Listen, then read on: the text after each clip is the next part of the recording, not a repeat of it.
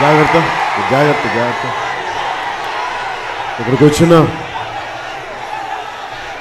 నా అన్నదమ్ములకి, మిద్దెలపైన మెడలపైన ఉన్న నా జన సైనికులకి, ఆడపడుచులకి, అక్క చెల్లెలకి, ప్రతి ఒక్కరికి నా హృదయపూర్వక నమస్కారాలు.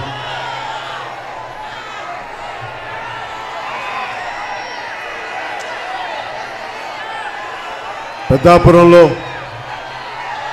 మన ఊర్లో ఇంత ప్రేమగా, ఇంత ఘన స్వాగతాన్ని, ఇంత అభిమానాన్ని ఒక సముద్రంలో కూడగట్టి మీ ప్రేమ తరంగాలతోటి ముంచెత్తుతున్న నా జన సైనికులందరికీ శిరస్సు వంచి మీకు నమస్కరిస్తున్నాను.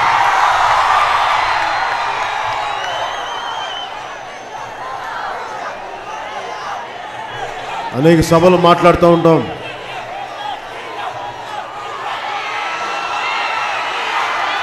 జాగ్రత్త జాగ్రత్త. అనేక సభలు మాట్లాడుతూ ఉంటాం.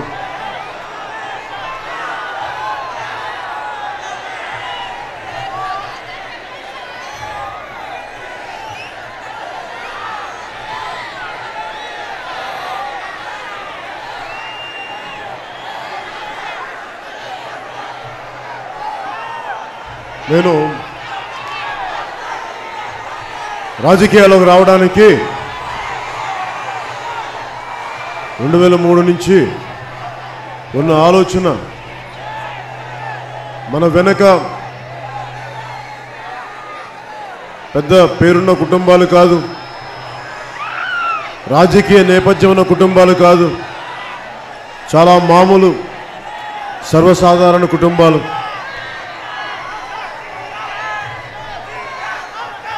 ఇలాంటి పరిస్థితుల్లో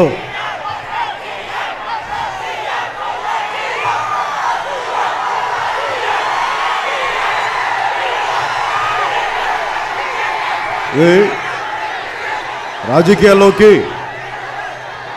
ఈ రోజున జనసేన పార్టీ ఇంత, మీకు తెలుసు కదా, మన రాజమండ్రి కవాతులో ప్రేమగా ఒక పిలుపునిచ్చి మన రాష్ట్ర ప్రయోజనాలను కాపాడుకుందాం, అవినీతి పైన పోరాటం చేద్దాం, ప్రేమగా ఒక పిలిపిస్తే 10 లక్షల మంది, ఒకరు కాదు, ఇద్దరు కాదు, 1 లక్ష కాదు, 2 లక్షలు కాదు, 10 లక్షల మంది రాజమండ్రి కవాతుకి తరలించినందుకు తూర్పుగోదావరి జిల్లాకి ఎన్ని కృతజ్ఞతలు చెప్పుకుంటే సరిపోతుంది. అలాంటి తూర్పుగోదావరి జిల్లాలో ఈ రోజున పెద్దాపురం రావడానికి చాలా ఆనందంగా ఉంది. ఇన్ని లక్షల మంది మిగతా పొలిటికల్ పార్టీల్లాగా ఒక 200, 300, 500 రూపాయలు ఇస్తేనో, ఒక సారా ప్యాకెట్ ఇస్తేనో, ఓ ప్యాకెట్ బిర్యానీ ఇస్తేనో మనకు అవసరం లేదు. మిగతా పార్టీలకి మనకి తేడా, మీ గుండె లోతుల్లోంచి ప్రేమగా ఒక్క మాట, నా అన్నదమ్ములు ఒకసారి మిమ్మల్ని కలవాలని ఉంది అంటే ఇంత అశేషంగా, ఇంత ప్రేమతోటి ఇక్కడికి వస్తే మీకు ఎంత కృతజ్ఞతలు చెప్పుకోవాలి. నా జీవితం మీకు కాకపోతే ఇంకెవరికి. నా తల్లి, మా అమ్మ,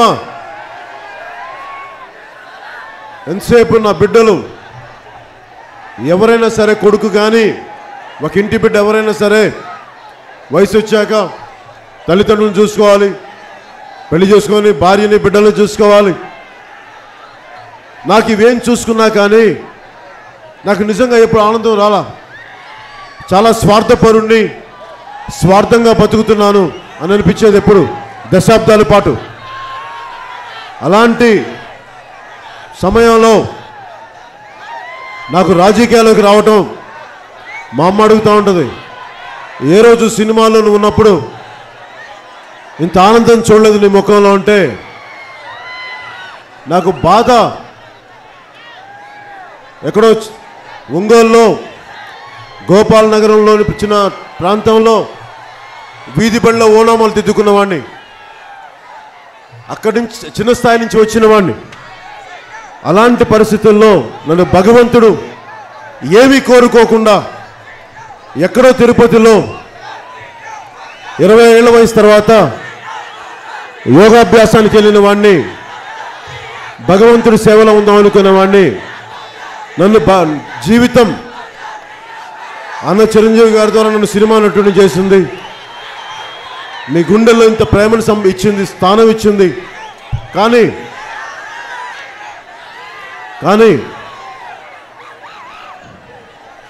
ఈ స్థానం ఎప్పుడు నా బిడ్డలకు కానీ నా కుటుంబానికైనా ఉపయోగించబడిష్టం లేదు. సినిమా బాగుంటే చూస్తారు, బాగలేదంటే వదిలేస్తారు. కానీ నాకు భగవంతుడిచ్చిన ఇంత అశేష ప్రేమని, మీ గుండెల్లో ఇంత విలువైన స్థానాన్ని నాకు ఇచ్చినందుకు నేను అనుక్షణం తపన పడేవాడిని. నేను ఏమిస్తే మీకు రుణం తీర్చుకోగలను, ఏమిస్తే అని సంవత్సరాల తరబడి ఆలోచించేవాడిని. అలాంటిది నాకు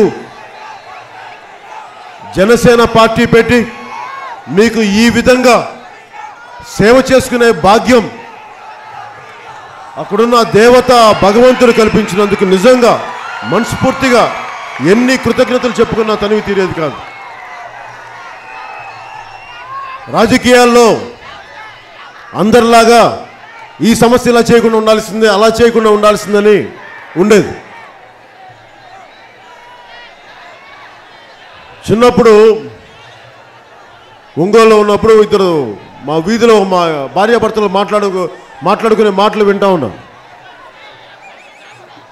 వాళ్ళిద్దరు ఏదో మాట్లాడుకుంటా భార్య అంటా ఉంది, సమస్యల గురించి మాట్లాడుకుంటా ఉంటే దూకుమని చెప్పేవాళ్ళు కానీ దూకేవాళ్ళు ఒక్కళ్ళు లేరని. రాజకీయాల్లో దూకడం అంత సామాన్యమైన విషయం కాదు. ఒకవైపు 1000 కోట్లు ఉన్న వ్యక్తులు, విపరీతమైన రాజకీయ ప్రాబల్యం ఉన్న వ్యక్తులు, కుటుంబ నేపథ్యం ఉన్న వ్యక్తులు. ఆల్రెడీ మనం 2009లో దెబ్బలు తినున్నాం, పార్టీ నడిపించాం. ఒక స్థానం కాదు 285 స్థానాలపైన పోటీ చేశాం. 24%, 23% ఓట్లు సంపాదించాం. ఇవన్నీ దెబ్బతిన్న తర్వాత 2014లో మళ్ళీ పార్టీ పెట్టడం అంటే ఏ అండదండలు లేకుండా, ఏ ఒక్కరి సపోర్ట్ లేకుండా పార్టీ పెట్టడం నాకు కేవలం నమ్మకం. నాకు నా అన్నదమ్ములు ఉన్నారు, నా అక్క చెల్లెళ్ళు ఉన్నారు, నా ఆడపడుచులు ఉన్నారు. వారికి నేను మాట్లాడేది అర్థమవుద్ది. నేను వారి బాధ ఎంత ఉందో నాలో అదే బాధ ఉంది. అది చెప్తే నమ్మకం జరుగుతుందని చెప్పి నేను వచ్చాను, పార్టీ పెట్టాను. నేను కోరుకుంది కూడా టీడీపీకి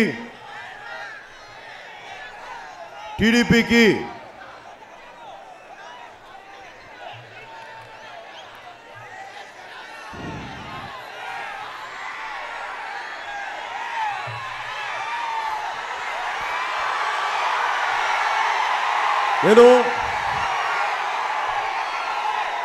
మొన్న గుంటూరులో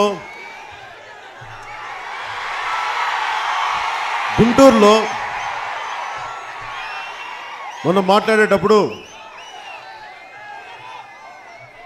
2018 మార్చిలో పార్టీ ఆవిర్భావ దినోత్సవం రోజున తెలుగుదేశం పార్టీ చేసిన అవినీతిని గురించి మాట్లాడినప్పుడు పవన్ కళ్యాణ్ ఇంతకాలం కామ్గా ఉండి సడన్గా ఎందుకు ఇలా మారిపోయాడంటే, నేను ఎప్పుడు మారలేదు. మరి అలాంటప్పుడు టీడీపీకి ఎందుకు సపోర్ట్ చేశాడు మీ అందరికీ అనుమానం రావచ్చు. మన ప్రజాస్వామ్య వ్యవస్థలో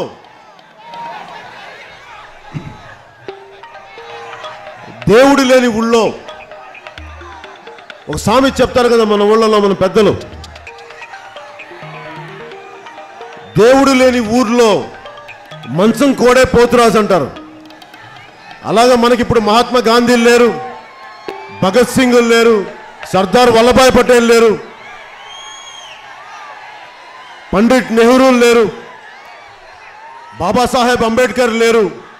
మనకున్నదల్లా ఒక జగన్మోహన్ రెడ్డి గారు, ఒక చంద్రబాబు నాయుడు గారు, వారి అబ్బాయి లోకేష్ గారు. మరి మనకున్న గాంధీలు వాళ్లే. మరి ఇప్పుడు మరి ఏం చేస్తాం? సరే, అనుభవం నాయకులు కదా. ఒకవైపు జగన్మోహన్ రెడ్డి గారిని చూద్దామంటే జగన్మోహన్ రెడ్డి గారి మీద కేసులు ఉన్నాయి. ఆ కేసులున్న వ్యక్తి ముఖ్యమంత్రి అయితే ఏమైనా పద్ధతిగా ఉంటుందా? రాష్ట్రానికి మేలు జరుగుద్దా అంటే నాకు మేలు జరగదనిపించింది. ఆయన కేసుల నుంచి బయటపడితే ఆయన ముఖ్యమంత్రి అయితే ఒకప్పుడు చూద్దాం అనుకున్నాం. కానీ నా భయం ఏంటంటే ఎప్పుడో 1969, 72లో జరిగిన గొడవ, రాష్ట్ర విభజన, మళ్ళీ అది 2014కి ఇంతింతై ఒటుడింతై పెనుభూతం అయినట్టుగా చిన్నపాటి సమస్య గోటితో పోయేదాన్ని గొడ్డలతో చేసుకొని ఆ సమస్యని చిన్నది కాస్త పెనుభూతమై ఈ విధంగా మనకి ఇబ్బంది కలిగించినప్పుడు రాష్ట్ర విభజనను చూసి బాధ్యత గల వ్యక్తులు రాజకీయాల్లో రావాలి. ఎవరు వచ్చినా రాకపోయినా, మా అమ్మ కూడా చెప్పాను, ఎవరు వచ్చినా రాకపోయినా నేను ఇల్లును విడిచి వెళ్ళిపోతున్నాను. అన్నయ్య బాధపడినా సరే, అన్నయ్య చిరంజీవి గారు కాంగ్రెస్లో ఉండి బాధపడినా సరే, నా అన్నదమ్ముల కోసం, నా ఆడపడుచుల కోసం, నా అక్క చెల్లెళ్ళ కోసం కన్న ఇంటిని, సొంత ఇంటిని వదులుకొని వచ్చాను మీకోసం. దేనికి వచ్చాను? అరే, అన్యాయం జరుగుతూ ఉంది, మాట్లాడే వాళ్ళు ఎవరు లేరు. అప్పటి నాయకుల్లాగా నిజాలు మాట్లాడే వ్యక్తులు కావాలి. ఎంతసేపు మనకి స్వచ్ఛమైన రాజకీయ వ్యవస్థ కావాలి. స్వచ్ఛమైన రాజకీయ వ్యవస్థ కావాలి అంటే మనం చేయాల్సింది దిగాలి, అన్నిటినీ వదులుకోవాలి. నేను అనుకున్నాను, నేను అందరినీ అడగకూడదు. నేను కొన్ని వందల వేల పుస్తకాలు చదివాను, ఎందరో మహాత్ముల జీవిత చరిత్రలు చదివాను. ఆ జీవిత చరిత్రలు చదివి నేను చేసింది ఏంటో నాకు నేను ప్రశ్నించుకొని, ఎవరు ఉన్నా రాకపోయినా నేను ముందుకెళ్దాం అని చెప్పి రాజకీయాల్లోకి వచ్చాను. ఆ రోజు 2014 వచ్చినప్పుడు రాష్ట్ర రాజకీయాల్లో ఉన్నది తెలుగుదేశం పార్టీ, వైసీపీ పార్టీయే. ఇందాక చెప్పినట్టుగా దేవుడు లేని ఊళ్ళో మంచం కోడే పోతురాజు కాబట్టి మనకు మిగిలింది ఒకటి వైసీపీ అయితే, అవినీతిలో కేసుల్లో అభియోగాలు ఉన్న జగన్మోహన్ రెడ్డి గారు, ఇంకొకటి అనుభవం ఉన్న, అప్పటికి రామారావు కొంచెం దెబ్బతీసినా కానీ ఏదో కొంత అనుభవం ఉన్న వ్యక్తి చంద్రబాబు గారు అనుకోని, సరే మనకు ఉన్నది ఈ వ్యక్తులకే నేను సపోర్ట్ చేశాను.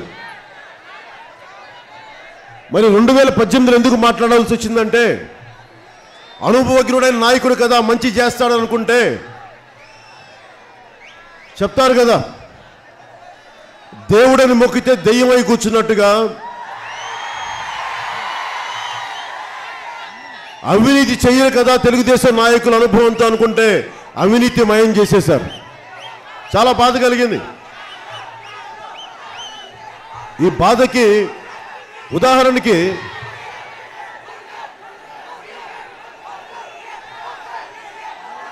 ఆంధ్రుల ఆత్మగౌరవం కోసం పెట్టిన పార్టీ తెలుగుదేశం పార్టీ, అవినీతికి ఆస్కారం ఇవ్వదనుకున్న పార్టీ,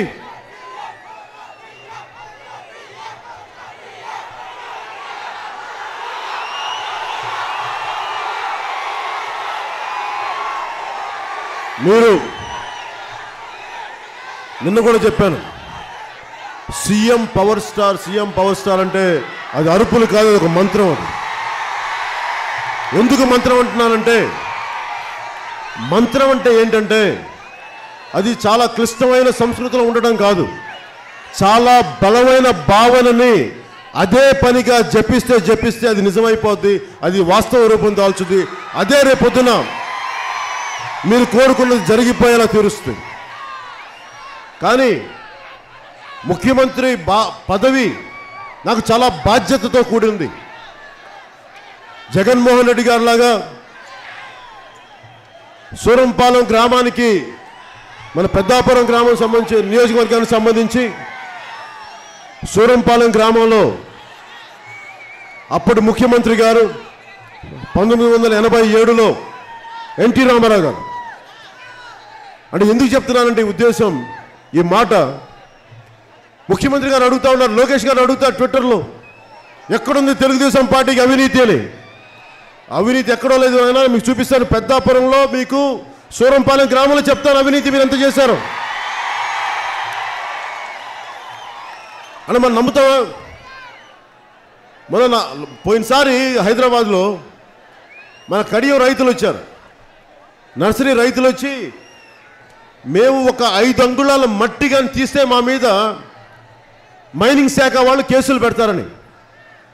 మరి సూరంపాలెం గ్రామంలో ఎన్టీ రామారావు గారు తెలుగుదేశం పార్టీ మా నాయకుడు అని చెప్పి ఆయన ఆశయాల్ని పెడతామని చెప్పి స్వయాన ఆయన మనవడు లోకేష్, స్వయాన మనవడు అల్లుడు ముఖ్యమంత్రి గారు ఆయన ఇచ్చిన భూముల్ని సూరంపాలెంలో 470 ఎకరాల పైన దళితులకి ఇస్తే వాళ్ళేదో జీడి తోటలు పెట్టుకుని సాగు చేసుకుంటా ఉంటే వాళ్ళని భయపెట్టి మభ్యపెట్టి ఒక్కొక్క ఎకరానికి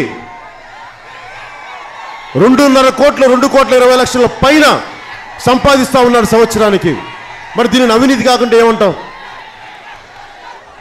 పోనీ సంవత్సరం మొత్తం మీద అలా తవ్వుకుంటూ వెళ్ళిపోతే వాళ్ళు చేసింది ఒక్క సూరంపాలెం గ్రామంలోనే, నేను పెద్దాపురం అంతా చెప్పట్లా, ఒక్క సూరంపాలెం గ్రామంలోనే దళితుల భూముల్లోనే దాదాపు కాదు 2,000 కోట్ల పైచీలకు అవినీతి మట్టి తవ్వుకొని అమ్మేసుకున్నారు వీళ్ళు. మట్టిలో ఇంత బంగారం ఉంటుందంటే బంగారం ఉంటుందని చూపిస్తూ ఉన్నారు. దీనిని అడిగేవాడు ఎవరు లేడు.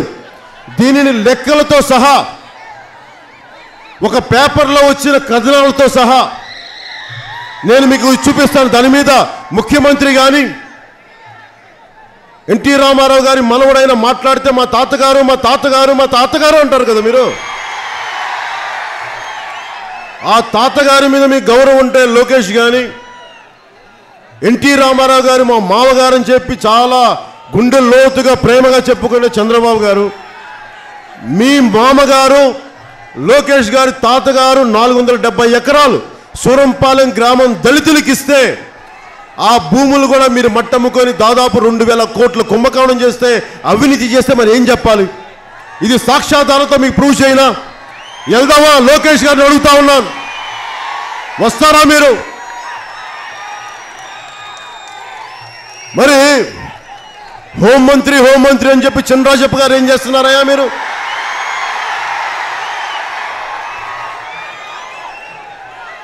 ఏమండి చినరాజప్ప గారు?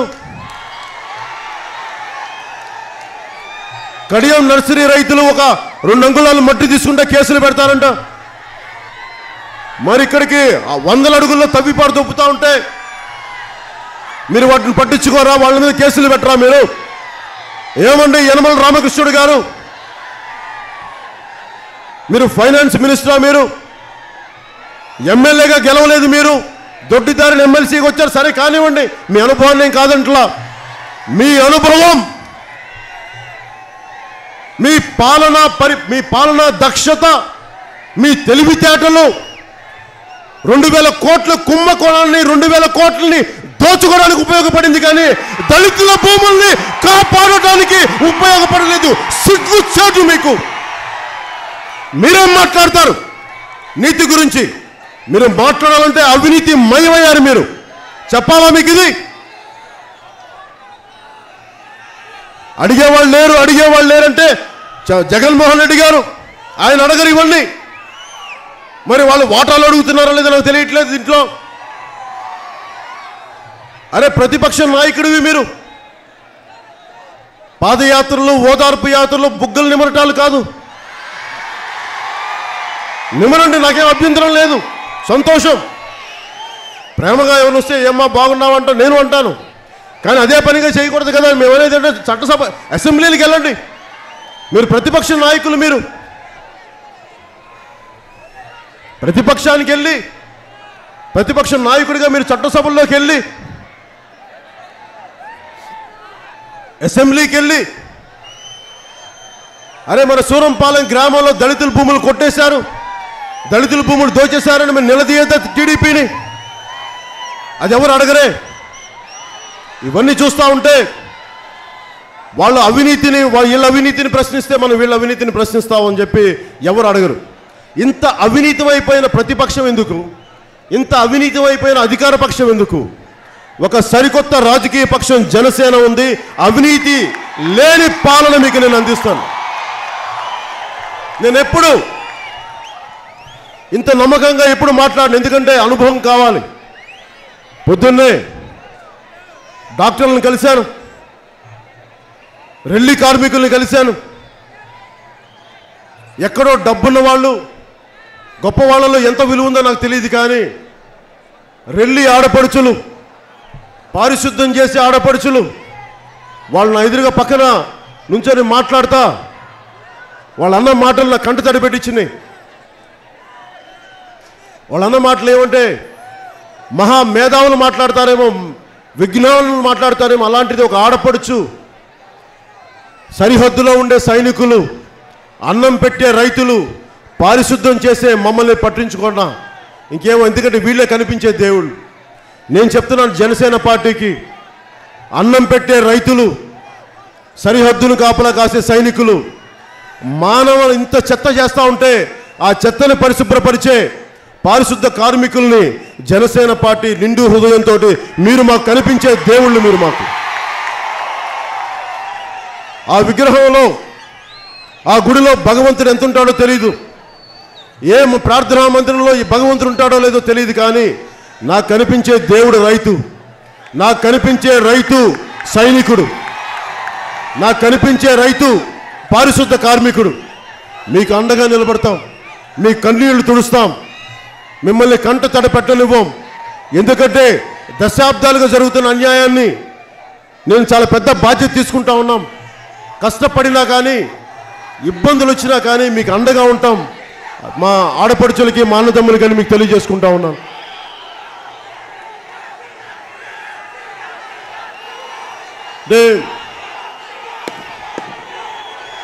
ఎందుకు నిన్న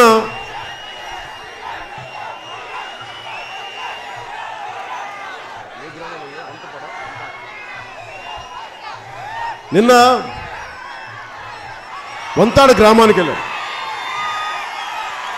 వంతాడ గ్రామానికి వెళ్తే అక్కడ బాక్సైట్ పేరు మీద పచ్చని అడవులు, అవి రిజర్వ్డ్ ఫారెస్ట్. అంటే రిజర్వ్డ్ ఫారెస్ట్ అంటే అక్కడ ఏవి పని చేయకూడదు, అడవి అడవిగానే ఉంచాలి. అవి మనకి ఆక్సిజన్కి పనికొచ్చేవి. ఈ ప్రపంచం యుఎన్ఓలోని కొన్ని విభాగాలు తీసుకున్న నిర్ణయాలు ఇవి. అంటే మన అడవులు మనం సంరక్షించుకోవాలి. రిజర్వ్డ్ ఫారెస్ట్లు అంటే కొంతమంది రాజశేఖర రెడ్డి గారి హయాంలో గనులు తవ్వేశారు. గనులు తవ్వేస్తే నేను వెళ్ళటానికి వస్తున్నానంటే ఆ మైనింగ్ కంపెనీ వాళ్ళు రాళ్ళు అడ్డం పెట్టేశారు, మట్టి అడ్డం పెట్టేశారు. నాకు అర్థం కాల. మేము వెళ్ళి చూడటానికి వస్తానంటే దేనికి అంటే రానివ్వకూడదు అంటే ఏదో సెక్షన్ అంట. ఎలాంటి చెత్త సెక్షన్ అంటే 50 రూపాయలు ఫైన్ కొడితే వచ్చేయచ్చు బయటికి. అలాంటి సెక్షన్లు కాదు. మీరు 302 పెట్టినా కానీ, ఉరి శిక్షలు వేసినా కానీ మేము ముందుకెళ్తాం. మేము అసలు భయపడం. మేము వాటికి మా మీద కేసులు పెడతా ఉంటాయి. ఎందుకంటే మమ్మల్ని ఆపాలనుకుంటున్న ప్రజా సమస్యల కోసం మేము చాలా త్రికరణ శుద్ధిగా వచ్చాం. మమ్మల్ని ఆపాలనుకున్న ఎవరైనా సరే ఒకటే గుర్తుపెట్టుకోండి, మేము అన్నిటికీ తెగించున్నాం, ప్రాణత్యాగం చేయడానికి సిద్ధంగా ఉన్నాం. సరదాకి చెప్పట్లేదు. నాకు మార్పు లక్ష్యం. గెలుపు అనేది ఒక పరిణామ క్రమం, కానీ మాకు ఆ పరిణామ క్రమంలో మార్పు అనేది, సామాజిక మార్పు అనేది మాకు బలమైన లక్ష్యం. ముఖ్యమంత్రి గారు కూడా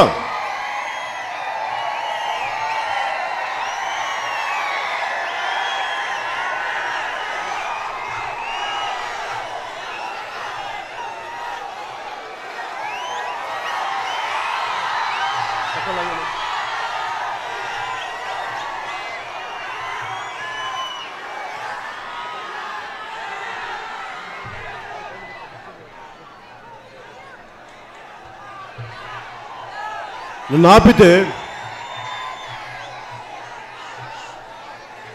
వాళ్ళు రాళ్ళు పెట్టి మట్టి పోస్తే నిన్న జగ్గంపేటలో ఒకటే చెప్పాను, మీరు ఇలాంటివి చేస్తే నేను చాలా సామరస్యపూర్వకంగా వెళ్ళే వ్యక్తిని, తల్లి బిడ్డ న్యాయంగా వెళ్తాం, కానీ నన్ను రెచ్చగొడితే అంతు చూసేస్తాను, జాగ్రత్త, ఎవరిని వదిలేదు లేదు.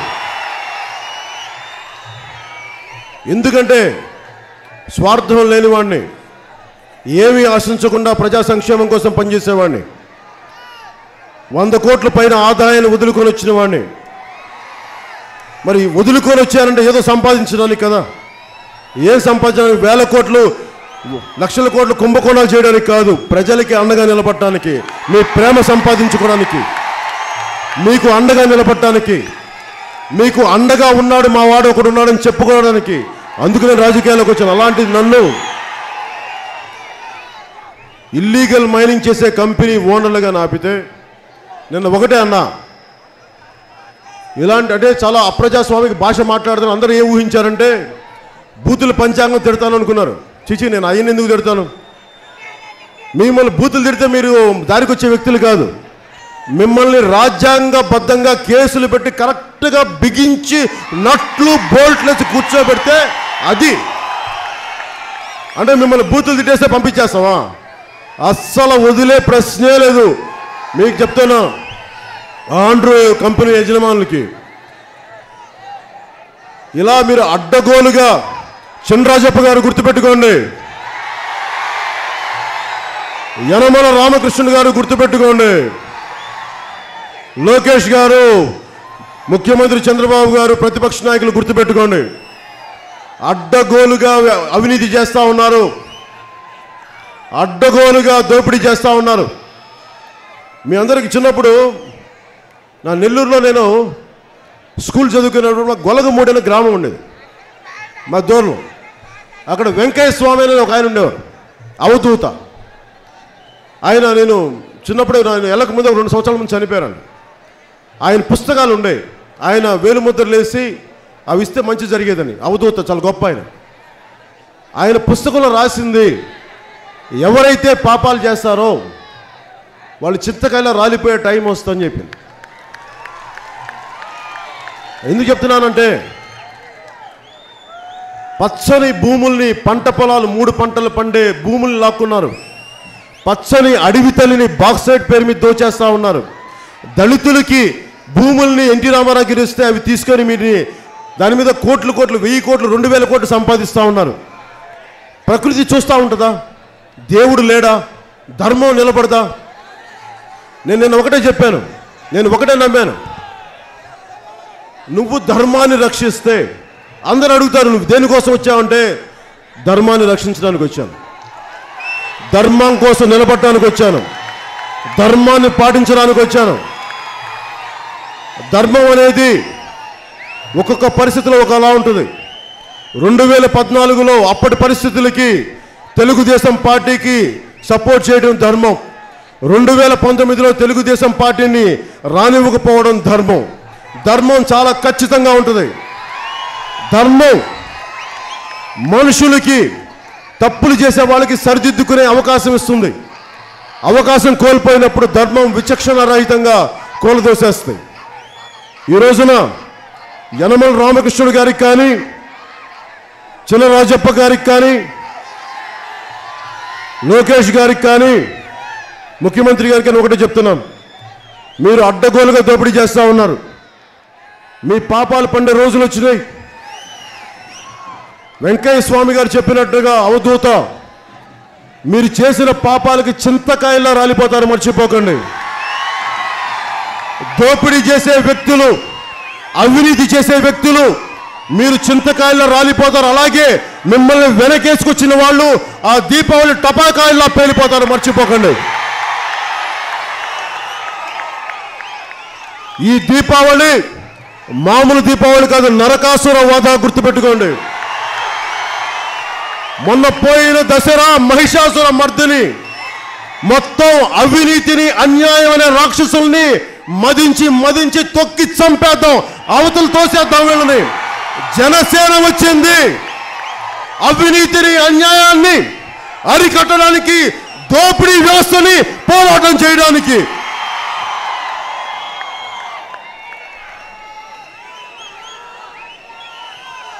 నన్ను చాలామంది అంటే మీకు తెలియదు కదా రాజకీయాలు ఎలా ఉంటాయని చెప్తా ఉంటాను. నేను 2014లో సెంట్రల్ హాల్కి వెళ్ళినప్పుడు బీజేపీ నాయకులను పిలిచారు. ప్రధానమంత్రి గారు ప్రమాణ స్వీకారం చేయబోతున్నారు, మీరు కూడా దాని ముందు ఒకసారి వస్తే బాగుంది. సెంట్రల్ హాల్కి వెళ్ళాను. సెంట్రల్ హాల్కి నేను వెళ్ళినప్పుడు నేను ఎమ్మెల్యేని కాదు, ఎంపీని కాదు, మీ అందరి గుండెల్లో పెట్టుకున్న అభిమానం వల్ల ఒక రాజకీయ పార్టీ నాయకుని, జనసేన పార్టీ నాయకుడిగా వెళ్ళాను. వెళ్తే అక్కడ చాలామంది కనిపించారు, ఎంపీలు, ఎమ్మెల్యేలు. చాలా మంచి అవకాశం అండి, మంచి అవకాశం ఇది, మీరు బాగా ఉండాలంటే. నేను అనుకున్నాను ఏముంటుందని అందరితో కూర్చొని మాట్లాడుతుంటే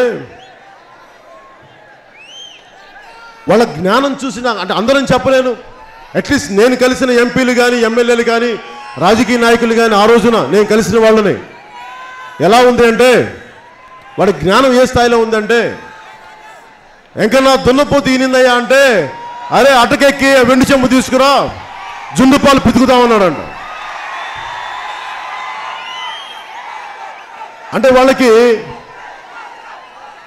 ఎంపీ అనే స్థానం, వాళ్ళకి ఏం మాట్లాడుతున్నారు తెలుసా? ఏమంటే క్యాంటీన్లో బాగా ఫ్రీ క్యాంటీన్లు అండి, మంచి ఫ్రీ ఫుడ్ వస్తుంది, పరిచయాలు బాగా అవుతాయి, బిజినెస్లు బాగా చేసుకోవచ్చు. దీనికి ఆ పార్లమెంటు, ఇదే పార్లమెంటు వేదిక. అరే ఎంత మహానుభావులు కూర్చున్నారు అక్కడ. కాన్స్టిట్యూయెంట్ అసెంబ్లీ డిబేట్స్ జరిగిన చోటు అది.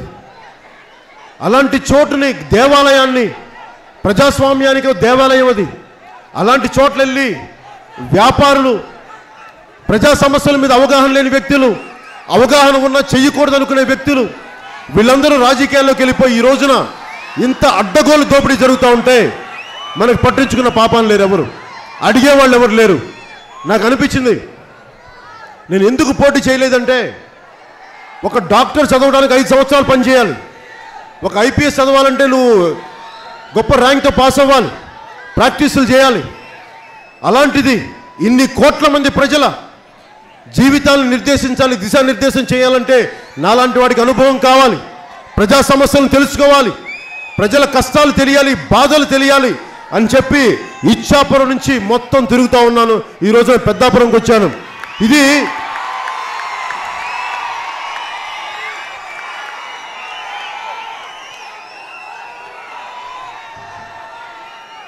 నన్ను ఎందుకు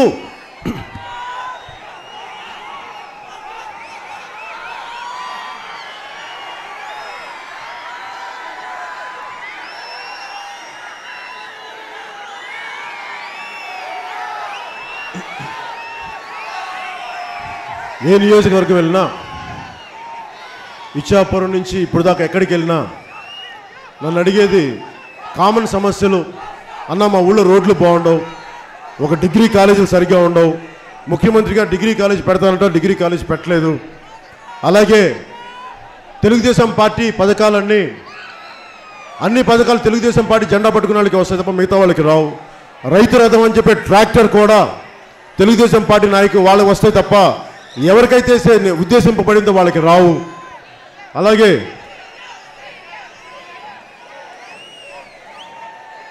కాలుష్యం, పరిశ్రమల తాలూకు కాలుష్యం, రొయ్యల చెరువులు అని చెప్పేసి ఆ వ్యర్థాలని కాలంలో వదిలేస్తే, పంట కాలంలో వదిలేస్తే పొలాలకు మంచినీరు రావట్లేదు.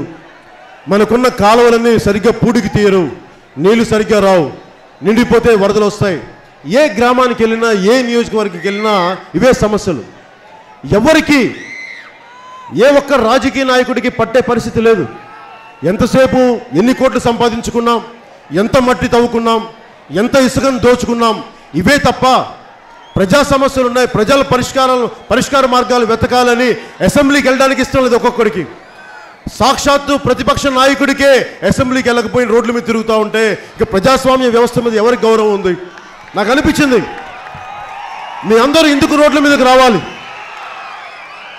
ఈ రోజున ఇంతమంది, ఒక ప్రతిపక్ష నేత చంద్రబాబు నాయుడు గారు కానీ రుణమాఫీ చేయకపోతే నువ్వు అసెంబ్లీలో కూర్చొని అడగద్దా? మీరు నిలతీయద్దా?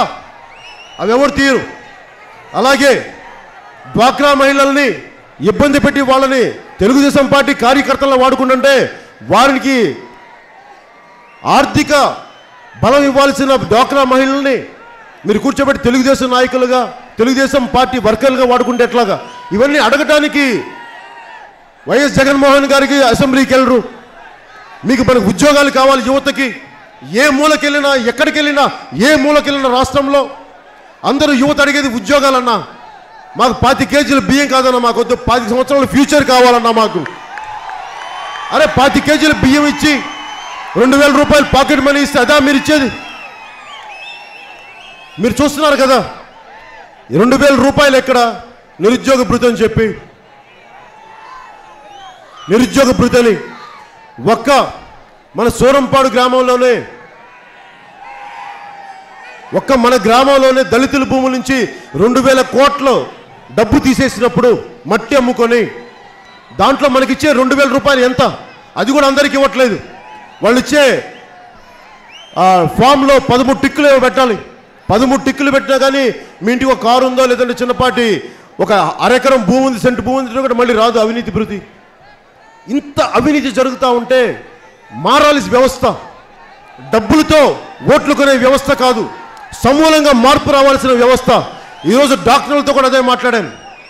మీరు ఎంతసేపు సమస్యలు చెప్పడం కాదు, ప్రజాస్వామ్య వ్యవస్థలో మన అంబేద్కర్ గారి విగ్రహం చెప్పాను నిన్న, ఏ మూలకెళ్ళిన అంబేద్కర్ గారి విగ్రహం ఎలా ఉంటుంది? దానికి ఒకటే గుర్తు, మనకి ఓటు అనే ఆయుధాన్ని ఇచ్చారు. ఆ ఓటు అనే ఆయుధాన్ని మీరు ఎలా వాడుకుంటారు? డబ్బులు అమ్ముకుంటారా లేదా మార్పు కోసం 25 సంవత్సరాల భవిష్యత్తుకి మీరు వాడతారా అనేది ఆయుధాన్ని మీ చేతుల్లో ఉంది.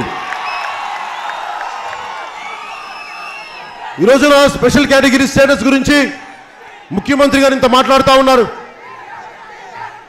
నిజంగా మీరు సరిగ్గా ఉంటే ఉమ్మడి రాజధాని హైదరాబాద్ 10 సంవత్సరాల వరకు మీరు దాన్ని ఎందుకు వదిలించారు? చాలా చక్కగా కూర్చొని అధికారులను అక్కడే పెట్టి అందంగా అమరావతి చేసుకొని ఉండొచ్చు కదా. మనకి హైదరాబాద్లో ఏ సమస్య అయితే వచ్చిందో అన్నీ అక్కడే అభివృద్ధి. అలాగే ఈ రోజున డాక్టర్లు కూడా చెప్తా ఉన్నారు, ఎయిమ్స్ అనే మనకి all India institute of medical science సంబంధించిన హాస్పిటల్స్ వాళ్ళు అప్రూవ్ చేసినవి అన్నీ దాదాపు 16 హాస్పిటల్స్ అమరావతి వైపే పెడితే మరి మిగతా 13 జిల్లాలకు ఏం కాదని. ఇలాగ వికేంద్రీకరణ జరగకపోతే ఎట్లా? అన్ని ప్రాంతాలకి సమానంగా ఆస్తుల్ని పంచకపోతే ఎట్లా? అభివృద్ధి జరగకపోతే ఎట్లా? మళ్ళీ పాత తెలంగాణ సమస్య రావాలా మన రాష్ట్రంలో కూడా? ఇవన్నీ ఆలోచించడానికి ఎవరు లేరు. ప్రతిపక్ష నాయకుడు ఎల్లడు సభలకి, ముఖ్యమంత్రి గారు సమాధానం చెప్పరు. వాళ్ళ అబ్బాయి లోకేష్ బిజీగా తెలుసు కదా, ఇసుక మాఫియాలు మొత్తం రౌడీ ఎమ్మెల్యేలని వెనకేసుకొచ్చే వ్యక్తి. జనసేన పార్టీకి ఒక ఎమ్మెల్యే లేడు, ఒక ఎంపీ లేడు. కానీ ఎందుకు ఇంత మనం మూలాల నుంచి మార్పును తేగలుగుతున్నామంటే ప్రజల్లో ఆకాంక్ష, ప్రజల్లో మార్పును కోరుకుంటా ఉన్నారు. నాకు డబ్బుల మీద ఆశ లేదు. నేను కోరుకుంటుందల్లా 2019కి చాలా బలమైన మార్పులు రాబోతూ ఉన్నాయి. నేను ఏమి ఆశించకుండా వచ్చాం. నేను కోరుకుంటుంది కూడా 2019 చాలా కీలకమైన ఎన్నికలు. మీరు మర్చిపోకండి. ఇది ఒక ఫ్రెంచ్ ప్రొఫెసర్ మొన్న గుజరాత్ ఎలక్షన్స్, ఆయన పేరు చెప్తాను, మర్చిపోయిన ఆయన పేరు. ఆయన అన్నది ఒకటే మాట, రాబోయేది సంకీర్ణ రాజకీయాలని, సరికొత్త రాజకీయ సమీకరణలు వస్తాయి భారతదేశం మొత్తం మీద. ఇవన్నీ చూస్తే చూడండి, మన కర్ణాటకలో ఎప్పుడైనా ఊహించగలిగామా ఒక 40 సీట్లలోపు వచ్చిన వ్యక్తి ముఖ్యమంత్రి అవ్వగలరని? అది కర్ణాటక ఎన్నికలు చేసి చూపించింది. అలాగే 2014లో మొత్తం 370 సీట్ల పైన భారతీయ జనతా పార్టీ మొత్తం వారందరూ గెలుచుకుంటే అక్కడ వచ్చిన కేజ్రీవాల్ అప్పుడే మొత్తం దేశం మొత్తం ఒకటిస్తే కేజ్రీవాల్ భారతీయ జనతా పార్టీని కాదని చెప్పి, వాళ్ళ బలాన్ని కాదని చెప్పి తన ముఖ్యమంత్రి కాగలిగాడు.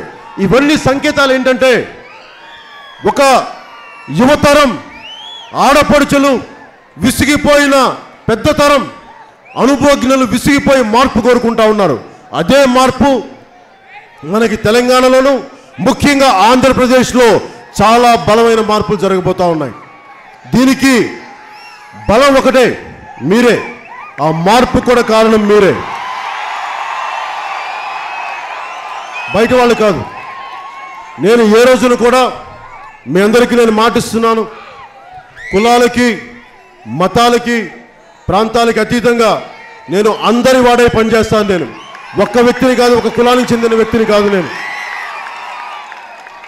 పొద్దున్నే రెల్లి ఆడపడుచులు సఫాయి కర్మచారి అంటే మనకి పారిశుద్ధ కార్మికులు వాళ్ళ బాధ చూసి, ఆడపడుచుల బాధ చూసి నాకు విపరీత ఆవేదన కలిగింది. అన్న, మేము రెల్లి కులస్తాలంటే మాకు ఇల్లు అద్దె కూడా ఇవ్వరు, అందరి అశుభ్రత మేము తీస్తాం, కానీ మాకు ఉండటానికి ఇల్లు ఉండవు, వెళ్ళి కూర్చొని మురికి కాలువలు పక్కన పెడతారంటే నేను ఒకటే చెప్పాను, అమ్మ మనం ఏ కులంలో పుట్టాలో, ఏ భాష మాట్లాడాలో, ఏ ప్రాంతంలో పుట్టాలో మనకి చేతుల్లో లేవు. కానీ ఎప్పుడు నేను కులాన్ని వెనకేసుకు రాలేదు. మొట్టమొదటిసారి నాకు అనిపించింది, నాకు రెల్లి కులస్తుల బాధ చూసి నేను ఒకటే చెప్పాను, అమ్మ నేను ఏ కులానో నాకు ఒక్కొక్కళ్ళని ఒక్కొక్క కులం అనుకుంటారు, కానీ నేను చెప్తున్నాను అట్టడుగు వర్గాలైన మీకు అందరి చెత్తని మీ శుభ్రపరిచే మీరు ఆ కులం అయితే మీది, అమ్మ నాది కూడా రెల్లి కులమే అని చెప్పాను. ఎందుకని చెప్పానంటే నేను వాళ్ళలో అంబేద్కర్ గారిని చూశాను, వాళ్ళలో మహాత్మా గాంధీ గారిని చూశాను. అంబేద్కర్ గారి విగ్రహానికి దండలేయడం కాదు, మహాత్మా గాంధీ గారి విగ్రహానికి పాలాభిషేకం చేయడం కాదు, ఎవరైతే అణగారిన వర్గాలు ఉన్నాయో వారికి అండగా నిలబడటానికే ఈ రోజున జనసేన పార్టీ ఉంది. అందుకే నేను వారికి ఒకటే చెప్పాను, మీకు అండగా ఉంటానని. అలాగే మీరు కోరుకుంటున్నట్టుగా ముఖ్యంగా యువతకి మీ ఉద్యోగాలు కావాలి. ఉద్యోగాలు కావాలంటే దోపిడీ ఆగాలి, అవినీతిని అరికట్టాలి. మీరు భయంతో ఒక చినరాజప్ప గారిని చూసి భయపడి కానీ, ఒక నారా లోకేష్ గారు మమ్మల్ని ఏడిపిస్తాడు, లేదంటే తెలుగుదేశం నాయకులు మా మీద కేసులు పెడతారు, లేదంటే మా తల్లిదండ్రులకి బెనిఫిట్స్ రానివ్వరు, ప్రభుత్వ పథకాలు మాకు రానివ్వరని భయపడితే మీకు మార్పు రాదు. నేను ఒకటే చెప్తా ఉన్నాను, పోరాడితే పోయేదేమీ లేదు, వెధవ బానిస సంఖ్యలు తప్ప మర్చిపోకనమాట. మీరు భయపడే కొద్దీ నేనున్నాను. మీరు ఎప్పుడన్నా భయపడితే నన్ను గుర్తించుకోండి, మీకు అండగా ఉంటాను. ఎప్పుడు భయపడకండి. జీవితంలో మార్పు, బలమైన మార్పు వస్తుంది. 2019 జ్యోతిష్యం నేను చెప్తున్నాను, జోస్యం చెప్తున్నాను, వినండి. 2019లో తెలుగుదేశం పార్టీ ప్రభుత్వం స్థాపించట్లేదు.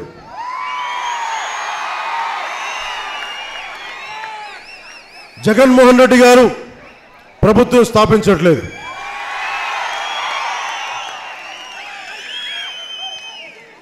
ఒక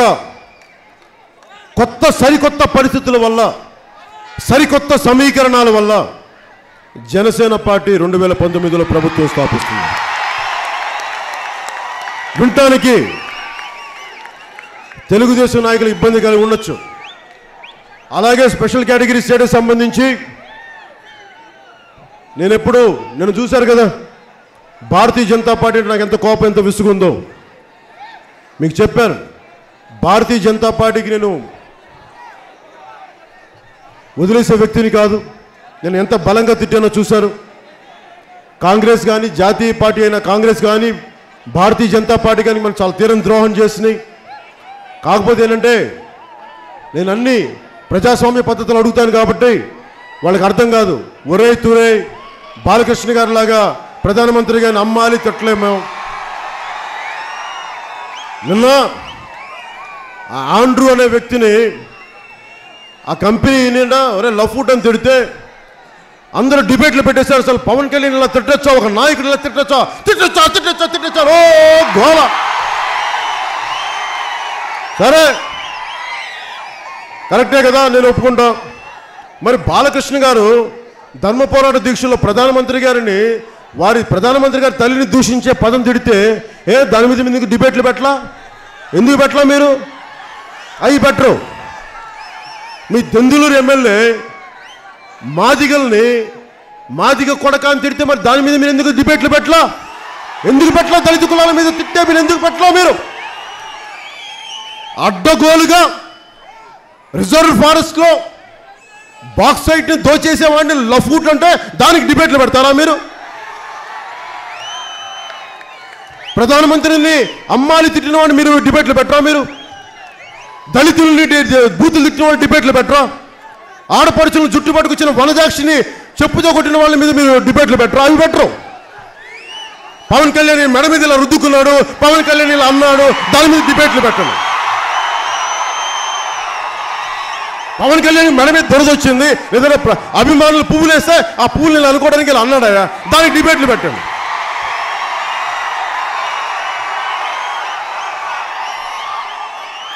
అరే మాకు వేల కోట్లు లేవు, ఛానల్స్ లేవు. నా ఛానల్స్ మీరే, నా ఛానల్స్ మీరే, నా ఫేస్బుక్లు మీరే, నా రేడియో మీరే, నా వార్తాపత్రికలు మీరే, ఇంకేమున్నాయి మన దగ్గర? మీరే, అన్నీ మీరే, సర్వం మీరే. ఎందుకు మాట్లాడుతున్నారంటే రవి అస్తమించని సామ్రాజ్యాన్ని బక్కపలచని ఒక గాంధీ డర్బన్లో కంపార్ట్మెంట్ నుంచి బయటికి గెంటేస్తే ఆయన ఒకటే అనుకున్నాడు, ఈరోజు నన్ను గెంటావు, ఇంకొన్ని సంవత్సరాల తర్వాత బ్రిటిష్ వాళ్ళని నేను నా దేశంలోంచి గెంటకపోతే చూడనుకున్నాడు. గెంటాడు. ఒక్కడే. మార్పు ఎప్పుడు ఒక్కరితోనే మొదలవుద్ది, అందరితో పూర్తవుద్ది. ఈ రోజున అవినీతిమయంతో నిండిపోయిన ఆంధ్రప్రదేశ్ని మార్పు మీలాంటి వాళ్ళ వల్ల ఒక్కరితోనే ప్రారంభమైంది. ఈరోజు ఇంతమందితో మనం కూర్చొని మాట్లాడుకుంటా ఉన్నాం. ఇవి మార్పుకి చిహ్నాలు, మార్పుకి సంకేతాలు. అలాగే అన్ఎంప్లాయ్మెంటు, నిరుద్యోగం. ఎవరైనా ఉద్యోగాలు ఎందుకు క్రియేట్ చేయలేరంటే నేను చెప్తా ఉన్నా. ఉదాహరణకి మట్టి తవ్వితే 2000 కోట్లు తీయచ్చా అంటే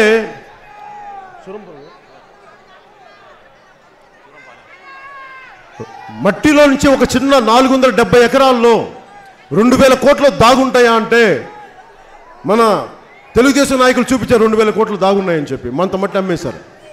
మరి ఆ డబ్బు ఎక్కడికి వెళ్తుంది? నిజంగా నిరుద్యోగం ఉండదా అంటే మీరు చూడండి, డబ్బున్నవాడే డబ్బున్నవాడు అవుతా ఉన్నాడు. మళ్ళీ వాడే మన ఓట్లు కొంటాడు 25 కోట్లు, 20 కోట్లు, 30 కోట్లు పెట్టి. వాడు మనకు ఉద్యోగాలు ఇవ్వడు. వాడికి ఏదో మనం ముష్టి పడేసినట్టుగా 2000 రూపాయలు ఇస్తాడంట నిరుద్యోగ ప్రతి. ఎవరికి కావాలని నిరుద్యోగ ప్రతి? మాకు ఉద్యోగం ఇవ్వు, మాకు ఉద్యోగ భద్రత ఇవ్వు, ఉద్యోగాలు ఇవ్వు మాకు. అది మేము కోరుకునేది. మాకు సొంత ఇల్లు కట్టుకునే అవకాశాలు ఇవ్వు, మా సొంత ఇల్లు, మా అద్దెల్ని కట్టుకునే శక్తి ఇవ్వు మాకు. అలాంటి ప్రభుత్వాలను స్థాపించు, అలాంటి పథకాలు ఇవ్వు. ముష్టి పడేసినట్టుగా 2000 ఇస్తాం ఆనందించుకుని చక్కగా. నిన్న శ్రీకాకుళంలో ఇలా మన వాళ్ళు ఎవరో పంపించారు. శ్రీకాకుళం తుఫాన్ బాధితులకి పెద్ద చెక్ ఇచ్చారు. ముఖ్యమంత్రి గారు 5 లక్ష ఎంతో 50,000. ఆ చెక్కులో ముఖ్యమంత్రి గారి ముఖం చక్కటి చిరునవ్వు. నేను డబ్బులు ఇస్తున్నాను తెలుసా, తీసుకోండి ప్లీజ్ అని. అంటే ఆయన నాకు అర్థం కాల, గాంధీ గారి ఫోటోగ్రాఫ్ లాగా చంద్రబాబు గారు. నేనేమంటానంటే అంటే చెక్ ఇచ్చేటప్పుడు ఏదో వాళ్ళ సొంత ఆస్తిలాగా, హెరిటేజ్ అమ్మితే వచ్చిన డబ్బుల్లాగా, వాళ్ళ ఇంట్లో నుంచి పెట్టిన డబ్బుల్లాగా కూర్చోబెట్టి ప్రభుత్వ డబ్బుల్ని మీరు ప్రజలకు ఇస్తా, అదే మీ సొంత డబ్బులు ప్రవర్తిస్తారండి. దాని మీ చిరునవ్వులేంటి? నాకు సంతోషం ఏంటంటే అట్లీస్ట్ లోకేష్ గారి ముఖం లేదు నాకు దాంట్లో, అట్లీస్ట్ ఆ చెక్ మీద. నాకు అందుకు సంతోషం కలిగింది. నేను కోరుకునేది కూడా, మీకు ఉద్యోగాలు కావాలి అంటే ముందు ఎంత సంపద ఉంది, ఎంత ఖనిజ సంపద ఉంది, ఎన్ని ఉద్యోగాలు వస్తాయి. ఒక పరిశ్రమ పెడితే ఉద్యోగాలు ఇచ్చే పరిశ్రమలు రావాలి. వాడు 15,000 దాదాపు 10,500 మెట్రిక్ టన్నులు, 15,000 దాదాపు 15,500 నుంచి 15,000 మెట్రిక్ టన్నులు, 3,000 కోట్ల తాలూకు ఖనిజ సంపద సంవత్సరానికి తీసేస్తే ప్రభుత్వ ఆదాయానికి, ఖజానాకి, ప్రభుత్వ ఖజానాకి 40 కోట్లు, కేవలం 0.4%. మరి ఉద్యోగాలు ఎక్కడి నుంచి వస్తాయి? అడ్డగోలుగా దోచుకుంటే పరిశ్రమలు ఇవ్వరు, మనకు స్కిల్స్ రావు. నేను ఒక సినిమా చేస్తే, చిన్నపాటి సినిమా 100 కోట్లు, 70 కోట్లు, 150 కోట్లు ఎంతో అనుకుందాం. కనీసం తక్కువలో తక్కువ 150 మందికి ఉద్యోగం ఇస్తాం. 150 మంది పని చేస్తారు. 350 మంది సంవత్సరం, రోజు మొత్తం మీద సంవత్సరం 70% మంది 120 రోజులు షూటింగ్ చేస్తే 70 రోజుల పైన 350 మంది పనిచేస్తారు. అలాంటిది 1000 కోట్లు, 150 కోట్లకే మేము అంత ఉపాధిస్తుంటే 3,000 కోట్లు దోచేస్తుంటే మరి ఉపాధి ఎంతమందికి ఇచ్చారంటే ఒక 10 మంది డ్రైవర్లు, ఒక 20 మొత్తం కలిపి 50 మందికి అంట ఉద్యోగాలు. మరి ఉద్యోగాలు లేవు, ట్యాక్సీలు కట్టరు. ప్రభుత్వానికి కట్టాల్సిన ట్యాక్సీలు కట్టకపోతే మన పరిశ్రమ ఎక్కడి నుంచి తీసుకొస్తాం? ఎక్కడి నుంచి లోన్స్ ఇస్తాం? కూర్చొని మన రెల్లి కార్మికులు ఇల్లు ఎక్కడి నుంచి కడతాం? 8,000 మొన్న వైజాగ్లో మాట్లాడుతూ ఉంటే 8,000 సంపాదించే వ్యక్తులు, అంబులెన్స్ డ్రైవర్లు, వీళ్ళందరూ 8,000 నుంచి 10,000, అది 2-3 సంవత్సరాలు కష్టపడితే 10,000 పెరుగుతుంట 4 సంవత్సరాలు. వాళ్ళకి అడిగేది, అన్న మాకేం వద్దన్నా, మా పిల్లల ఫీజులు కొంచెం ఫ్రీగా వస్తే కొంత వెసులుబాటు ఉంటుంది. అడిగాను, 8,000 సంపాదిస్తున్నారు కదా, మీకు ఎంత అవుద్ది ఖర్చు అంటే 2,500 రూపాయలు ఇంటి అద్దెకి అవుతున్నా, మిగిలేది 5,500. దాంట్లో పిల్లల ఫీజుకి 1,000 రూపాయలు, 4,000లో బతకాలన్న, దాదాపు 4,000 చిల్లరలో బతకాలన్న మేము. ఇంత కష్టంలో ప్రజలు బతుకుతున్నప్పుడు ఒకవైపున లోకేష్ గారికి కానీ, ముఖ్యమంత్రి గారికి కానీ, చినరాజప్ప గారికి కానీ, వీళ్ళు చూస్తే ఒకవైపు వీళ్ళకి 1,000 కోట్ల సంపాదన. మరి వాళ్ళకి మన మీద, మన భవిష్యత్తు మీద ఏం ఇంట్రెస్ట్ ఉంటుంది, ఏం ఆసక్తి ఉంటుంది? అందుకనే జనసేన పార్టీ నేను ఒకటే ఆలోచిస్తూ ఉన్నాను, ఎంతసేపు మీకు బంగారు భవిష్యత్తు ఇవ్వాలి, మీకు ఉద్యోగాలు ఇవ్వాలి, మీరు బయట విదేశాలకు వెళ్ళాలి, మీరు చక్కటి చదువుకోవాలి, నేను మీకోసం కష్టపడతాను. మీకు తెలుసు యూరోప్లో నాకు ఎంతమంది పారిశ్రామికవేత్తలు తెలుసు, నేను వాళ్ళందరినీ పిలిపిద్దాం, మన దేశంలో ఉన్న యువ పారిశ్రామికవేత్తలను పిలిపిద్దాం, అందరూ కూర్చొని చక్కటి ఉపాధి అవకాశాలు, విద్యా అవకాశాలు కల్పిద్దాం. మీరు ఎక్కడో కూర్చొని నిరాశ నిస్పృహలతో కాకుండా ప్రభుత్వం ఇచ్చే 2,000 రూపాయల కానుంచి కాదు, మీరు 25,000, కనీసం తక్కువలో తక్కువ 25,000, 50,000 సంపాదించుకునే స్థితిలో పెట్టాలి. మీలో నుంచి నేను జగ్గంపేట సభలో కూడా చెప్పాను, నేను మీకు ఎలాంటి భవిష్యత్తు కోరుకుంటున్నానంటే, మీరు ఎంత గొప్పవాళ్ళు అవ్వాలంటే నా బిడ్డలకు ఉద్యోగాలు ఇచ్చే అంత గొప్పవాళ్ళు కావాలి నేను మనస్ఫూర్తిగా కోరుకుంటున్నాను. అలాగే రైతులకి రైతన్న నాకు దేవుడు. కౌలు రైతులు కానీ మీ కష్టాలు నేను చూసిన వాడిని. నేను 1/2 సెంటుకు తక్కువలో వరి పండించిన వాడిని, నా పొలంలో మట్టి తాలూకు శక్తిని అవగాహన చేసుకున్న వాడిని, మట్టి తాలూకు స్వేదాన్ని, మట్టి తాలూకు శ్రమని నాకు తెలిసిన వాడిని. నాకు మీ కష్టం తెలుసు, మీ కన్నీళ్ళు తెలుసు. అలాగే మన కాలువల్లో పూడికల దగ్గర నుంచి మీ భూములు కోల్పోయారు చాలామంది. ఎప్పుడో 1980లో మనకి ఇక్కడ ఉన్న ప్రాజెక్టులో భూములు కోల్పోయిన వాళ్ళకి ఈ రోజుకి R&R ప్యాకేజ్ రాలేదు. నేను కోరుకుంటాను, భూములు కోల్పోయిన ప్రాజెక్టుల కోసం భూములు కోల్పోయిన రైతులందరికీ నేను మీకు ఒక ప్రత్యేకమైన బాకీ పత్రం ఇస్తాను. మీరు భూములు కోల్పోయినా కానీ మీకు ప్రభుత్వం రుణపడిందని బాకీ పత్రం ఇస్తాను. అంచెలంచెలుగా మీకు డబ్బులు నేను మీ బ్యాంక్ అకౌంట్లో వేయిస్తాను. అలాగే కౌలు రైతులకి మీకు ప్రభుత్వం ఇచ్చేది రైతులకి సంబంధం లేకుండా కౌలు రైతులకి అండగా నిలబడేలాగా మీకు ప్రత్యేకమైన పథకాలు రచిస్తూ ఉన్నాం. అలాగే ఆడపడుచులకి నిజంగా 33% మహిళా రిజర్వేషన్ ఎందుకన్నాను, ఉచిత గ్యాస్ సిలిండర్ ఎందుకన్నాను, 2,500 నుంచి 3,500 రూపాయలు మేనిఫెస్టోలు ఎందుకు పెట్టానంటే, నేను అక్క చెల్లెలతో పెరిగిన వాడిని, వదినలతో పెరిగిన వాడిని, పిన్నులతో పెరిగిన వాడిని. నాకు ఆడబిడ్డల కష్టాలు తెలుసు, ఆడపడుచు కష్టాలు తెలుసు. అందుకని ఆడపడుచులకి అమ్మ మీకు అండగా ఉండేలాగా మీకు చక్కటి పథకాలు ఉన్నాయి. అది ఉచిత గ్యాస్ సిలిండర్ కానీ 2,500 రూపాయల నుంచి 3,500 వరకు మీకు నగదు కానీ మీ బ్యాంక్ అకౌంట్స్లోకి. అలాగే 33% మహిళా రిజర్వేషన్ ఎందుకన్నానంటే, ఒకసారి మగవాళ్ళు భయపడతారు, ప్రలోభ పెడతారు, కానీ ఆడపడుచులు కుటుంబాలని పోషించేవాళ్ళు, బిడ్డల్ని ఏలేవాళ్ళు, కుటుంబాలను ముందుకు తీసుకెళ్లేవాళ్ళు, అలాంటి వాళ్ళు రాజకీయాల్లోకి ఉండాలి. ఎందుకంటే నిన్న వంతాడ గ్రామంకి వెళ్ళినప్పుడు అక్కడ ఆడపడుచులు చెప్పింది, ఈ రోజున మనకి రెల్లి సమస్య గురించి రెల్లి ఆడపడుచులు చెప్పింది.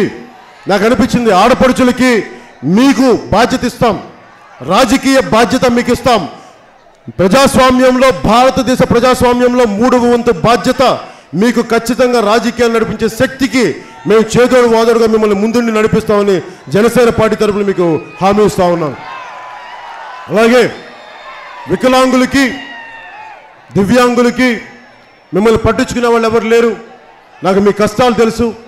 దివ్యాంగులకి మీరు కోరినంత పెన్షను, అలాగే మీరు తిరగడానికి కొంత మోడల్ హౌసెస్ కూడా నేను చేయిస్తూ ఉన్నాను. ఒక ఆర్కిటెక్ట్ని పిలిపించి జనసేన ప్రభుత్వంకి వస్తే వికలాంగుల భవనాలు ఎలా ఉంటాయని చెప్పేది నేను చేయిస్తూ ఉన్నాను.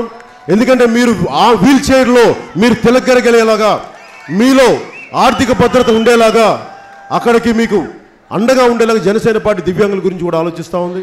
ఎందుకని ప్రతిసారి ప్రతి సభ ఉత్తేజపరిచే సభ కాదు ఇది. నేను పంచుకుంటున్న సభ ఇది మీ చేత చప్పట్లు కొట్టించుకోవడానికో కాదు, నా ఆవేదన వెలిపించుకుంటున్నది. నేను మీకు అండగా ఉంటాను.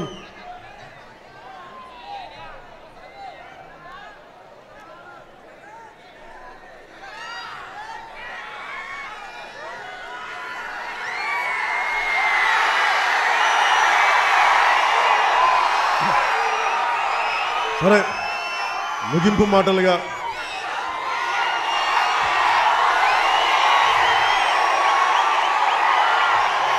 మనందరికీ మార్పు ఎలా వస్తుందంట, మీ అందరికీ డౌట్ రావచ్చు, మీ అందరికీ సందేహం రావచ్చు. అరే, అన్ని దశాబ్దాల నుంచి బలమైన తెలుగుదేశం పార్టీని, వేల కోట్లు ఉన్న మన జగన్మోహన్ రెడ్డి గారిని పవన్ కళ్యాణ్ ఎదుర్కోగలదా, జనసేన ఎదుర్కోగలదా అంటే వాళ్ళు అనుకుంటారు ఎలా ఎదుర్కోగలడు అంటారు. అరే, కోడిగుడ్డును పగలగొట్టడానికి గుండ్రాయి కావాలంట. వైసీపీ కానీ తెలుగుదేశం కానీ దూరం నుంచే బలం, ఇలా కొడితే పగిలిపోతుంది.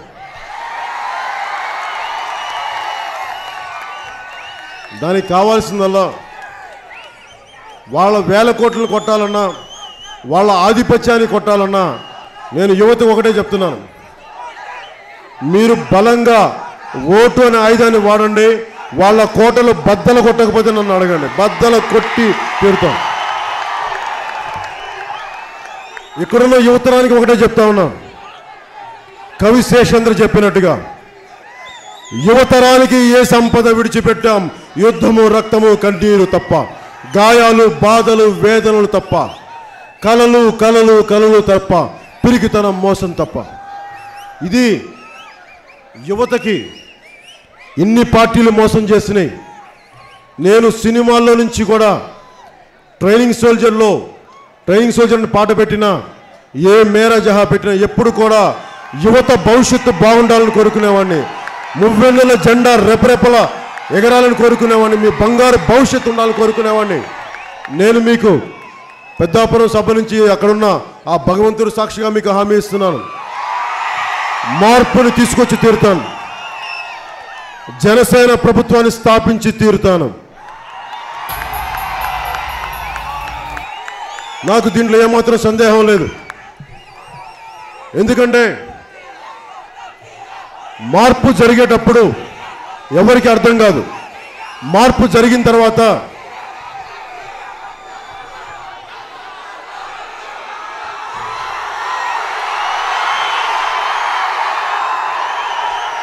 మీకు ఎందుకు నమ్మకం కలగనే చెప్తున్నా.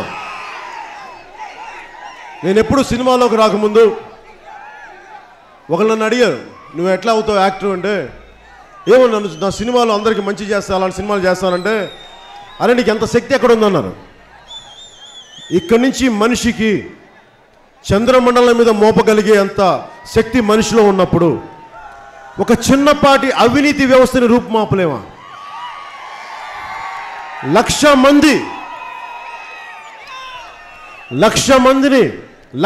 మందిని ధ్వంసం చేసే అణుబాంబులను కనిపెట్టగలిగే మేధస్సు మనిషికి ఉన్నప్పుడు ఇన్ని కోట్ల మందిని ఇబ్బంది పెట్టే అవినీతి వ్యవస్థను రూపుమాపలేమా?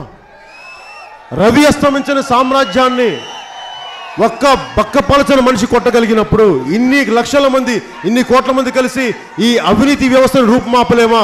తెలుగుదేశం పార్టీని కిందకు లాగలేమా? వైసీపీ పార్టీని వెనక్కి తొయ్యలేమా? ఖచ్చితంగా తొయ్యగలం. జనసేన ప్రభుత్వాన్ని స్థాపించగలం, మర్చిపోగలం. ఒకసారి ఈ మెసేజ్ని, అలాగే మీరు చూపిస్తున్నది కాంట్రిబ్యూటరీ పెన్షన్ స్కీము. నేను ప్రభుత్వ ఉద్యోగ కొడుకుని, ప్రభుత్వ ఉద్యోగులు కూడా చెప్తా ఉన్నాం, నా తల్లి మా నాన్న ఇచ్చిన పెన్షన్ డబ్బులు 4 లక్షలు నాకు ఇచ్చింది జనసేన పార్టీకి.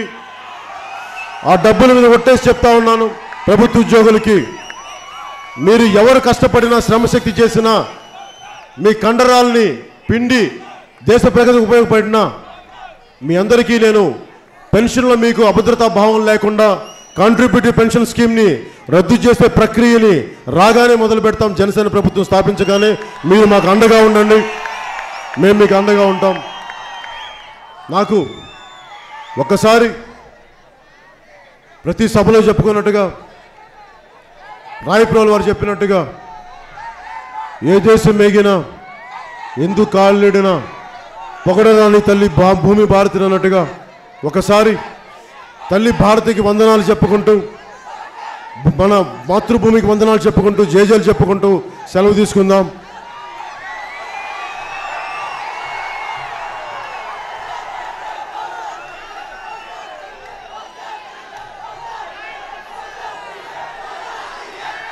భారత్ మాతా కీ జై హింద్.